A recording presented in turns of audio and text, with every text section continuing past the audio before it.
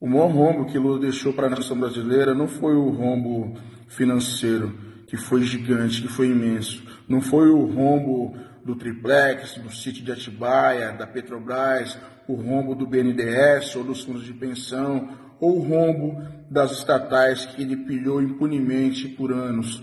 O maior rombo que Lula deixou para a nação brasileira foi um rombo bem no centro do coração da nossa pátria amada Brasil. Lula dividiu o povo brasileiro em infinitas classes e frentes de batalha, gerando um prejuízo social e afetivo incalculável, impagável e irreversível a curto prazo. Primeiro, Lula, de posse de um sindicato lá no ABC Paulista, jogou empregados contra seus patrões e passaram a acusar os geradores de emprego de exploradores de seus colaboradores. Vendo que o resultado dessa segregação lhe oferiu algum lucro naquele momento, Lula partiu para o grancismo atroz, segregar para dominar. Então Lula segregou pobres e ricos, fazendo com que pobres passassem a acusar os ricos de terem bens demais, de serem concentradores de renda demais, e estimulou assim a inveja entre classes sociais.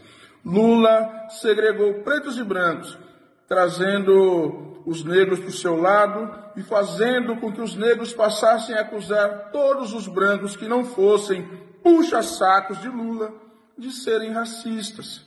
Lula segregou mulheres e homens, fazendo com que mulheres se deformassem e passassem a acusar os homens de serem machistas e tóxicos. A essas mulheres, Lula deu o codinome de mulheres do grelo duro. Depois Lula segregou gays e héteros, fazendo os gays passarem a acusar os héteros de serem homofóbicos e assassinos potenciais de homossexuais.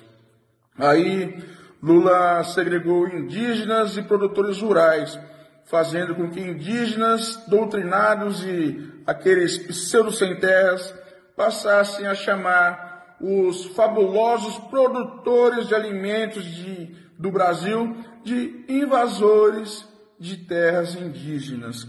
Lula ainda segregou filhos de pais, essa segregação mais cruel e demoníaca desse cidadão chamado Lula, fazendo com que filhos doutrinados nas escolas e universidades passassem a odiar a própria família, chamando seus pais de patriarcado opressor. Não obstante, Lula vem a passos largos segregando céticos e cristãos, acusando cristãos de serem atrasados e bolsomínios, como se torcer para o Brasil dar certo e ter fé em Cristo fosse o pior dos pecados. E não para por aí.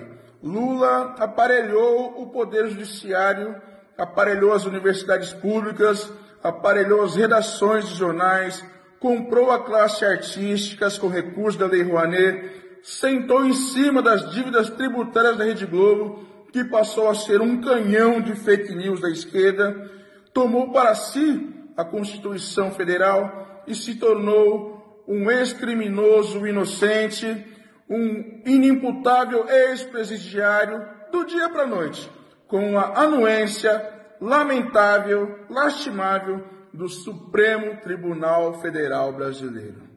Mas tem mais. Lula transformou criminosos violentos, assassinos, estupradores, pedófilos e toda sorte e todo tipo de bandido em vítimas da sociedade. Uma infindável aberração de um caráter deturpado, uma insuportável inversão de valores e falta de compromisso com a sociedade brasileira. Tudo pelo poder. Nada, eu disse, nada pelo bem real do povo brasileiro. O rombo financeiro que Lula deixou para o país é fato. Não foi pequeno. Foi o maior roubo organizado da história da humanidade. E ainda que o STF diga, não foi bem assim, Lula merece um julgamento justo, por isso vamos julgá-lo de novo.